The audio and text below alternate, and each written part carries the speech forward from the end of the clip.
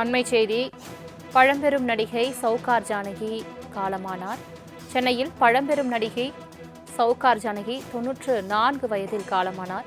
கடந்த சில நாட்களாக உடல்நலக் குறைவு ஏற்பட்டு மருத்துவமனையில் அனுமதிக்கப்பட்டிருந்த நிலையில் சிகிச்சை பெற்று வந்தார். தற்பொழுது சிகிச்சை பலனின்றி பழம்பெரும் நடிகை சௌகார் ஜானகி உயிரிழந்தார்.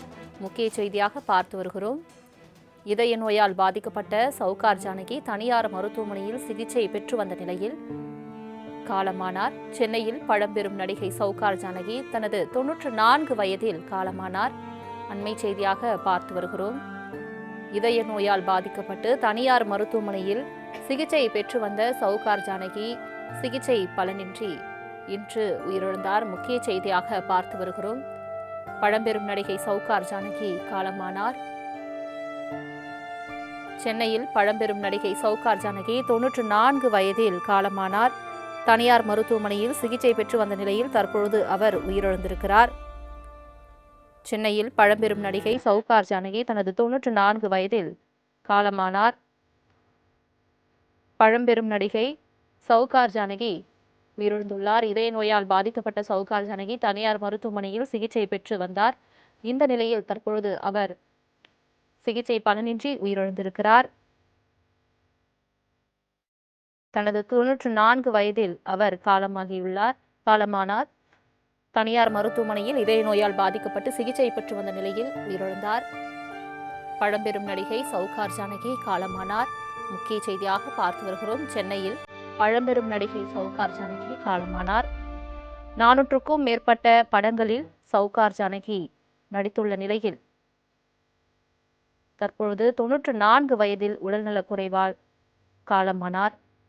முக்கிய செய்தியாக பார்த்து வருகிறோம். பழம்பெரும் நடிகை சௌகார் ஜானகி காலமானார். ஆந்திராவில் பிறந்து தமிழ், தெலுங்கு, மலையாளம் என சினிமாவில் கோலோச்சிய நடிகை சௌகார் ஜானகி வளையாபதி என்கிற படத்தில் 1952 நடித்து தமிழ் சினிமாவில் அறிமுகமானார். தனது 94 வயதில் அவர் உயிரிழந்துள்ளார். பழம்பெரும் நடிகை சௌகார் ஜானகி காலமானார். தமிழ், தெலுங்கு, மலையாளம், கன்னடம் உள்ளிட்ட மொழி திரைப்படங்களில் நடித்துள்ளார். வளையாபதி என்கிற படத்தில் 1952 நடித்து தமிழ் சினிமாவில் அறிமுகமானார். 400க்கும் மேற்பட்ட படங்களில் நடித்து சினிமாவில் கோலோச்சிய நடிகை சௌகார் ஜானகி தனது 94 வயதில் உயிரிழந்தார். இதய நோயால் பாதிக்கப்பட்ட சௌகார் ஜானகி தனியார் மருத்துவமனையில் சிகிச்சை பெற்று வந்த நிலையில் சிகிச்சை பலனின்றி உயிரிழந்தார். சில தினங்களுக்கு முன் இதய நோயால் பாதிக்கப்பட்டு சென்னை ஆழ்வார்பேட்டையில் உள்ள தனியார் மருத்துவமனையில் சிகிச்சைக்காக அனுமதிக்கப்பட்டிருந்த நிலையில் சிகிச்சை பலனளிக்காமல் அவர் உயிரிழந்தார். 400க்கும் மேற்பட்ட படங்களில் நடித்த சௌகார் ஜானகி 94வது வயதில் காலமானார். சந்தானம் நடிப்பில் வெளியான பிஸ்கோத் படம் தமிழில் சௌகார் ஜானகி நடிப்பில் கடைசியாக வெளிவந்த படம் என்றும் கூறப்படுகிறது. கடைசியாக சௌகார் ஜானகி நடித்த படம் சந்தானம் நடிப்பில் உருவான பிஸ்கோத் என்ற படத்தில் அவர் நடித்துள்ள நிலையில் அதன் பிறகு உடல்நலக் குறைவு காரணமாக அவர் சினிமாவில் நடிப்பதை நிறுத்தியிருந்த நிலையில் உடல்நலக் குறைவு ஏற்பட்டு மருத்துவமனையில் அனுமதிக்கப்பட்டிருந்த நிலையில் சிகிச்சை பலனின்றி அவர் உயிரிழந்தார். தமிழ், தெலுங்கு, மலையாளம், கன்னடம் உள்ளிட்ட மொழி திரைப்படங்களில் நடித்துள்ளார். இது தொடர்பான மேலும் விவரங்களை தருவதற்காக செய்தியாளர் ராஜேஷ் இணைப்பில் இருக்கிறார். ராஜேஷ், வணக்கம். உடல்நலக் குறைவு பாதிக்கப்பட்டு தனியார் மருத்துவமனையில் சிகிச்சை பெற்று வந்த பழம்பெரும் நடிகை சௌகார் ஜானகி காலமானார். மேலும் விவரங்கள் என்ன ராஜேஷ்? சலோமி, தென்னிந்திய சினிமாவின் மூத்த நடிகைகளில் ஒருவராக இருக்கக்கூடியவர் சௌகார் ஜானகி. வயது மூப்பு காரணமாகவும் மற்றும் மோசமான உடல்நிலை காரணமாகவும் அவர் சென்னையில் இருக்கக்கூடிய தனியார் மருத்துவமனையில் கடந்த ஒரு வார காலமாக சிகிச்சை பெற்று வந்த நிலையில் தற்பொழுது அவர் காலமாகி இருக்கிறார் என்ற அதிகாரப்பூர்வ அறிவிப்பு என்பது வெளியாகி இருக்கிறது. குறிப்பாக அவருக்கு செயற்கை சுவாசம் அளிக்கப்பட்டு வந்ததாக கூறப்படுகிறது. ஒரு வார காலமாகவே மருத்துவமனையில் சிகிச்சை பெற்று வந்த நிலையில் அவரது உடல்நிலை மோசமாகி இன்று அவர் காலமாகி இருக்கிறார். பழம்பெரும் நடிகை சௌகார் ஜானகி தமிழ், தெலுங்கு, கன்னடம் மற்றும் ஹிந்தி ஆகிய மொழிகளில் 400க்கும் மேற்பட்ட திரைப்படங்களில் நடித்திருக்கிறார்.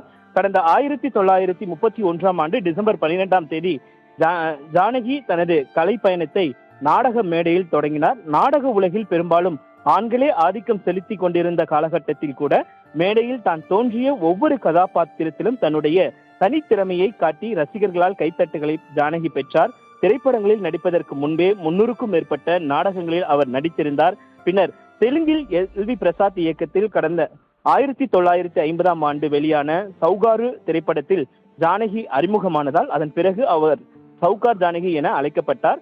அந்த படத்தில் தெலுங்கு திரை மற்றும் அரசியல் உலகில் மாபெரும் நட்சத்திரமாக இருந்த NT ராமாராவ் கதாநாயகன நடித்தார். கிட்டத்தட்ட 400க்கும் மேற்பட்ட படங்களில் சௌகார் ஜானகி கதாநாயகியாக நடித்திருக்கிறார். தெலுங்கில் அறிமுகமானாலும் தமிழ் மற்றும் கன்னடம் உள்ளிட்ட தென்னிந்திய மொழிகளில் திரைப்படங்களில் சௌகார் ஜானகி தொடர்ச்சியாக நடித்தார். தனது நீண்ட திரைப்பயணத்தில் 400க்கும் மேற்பட்ட படங்களில் நடித்துள்ள அவர் தென்னிந்திய சினிமாவின் குறிப்பிடத்தக்க மூத்த கலைஞர்களில் ஒருவராக திகழ்கிறார்.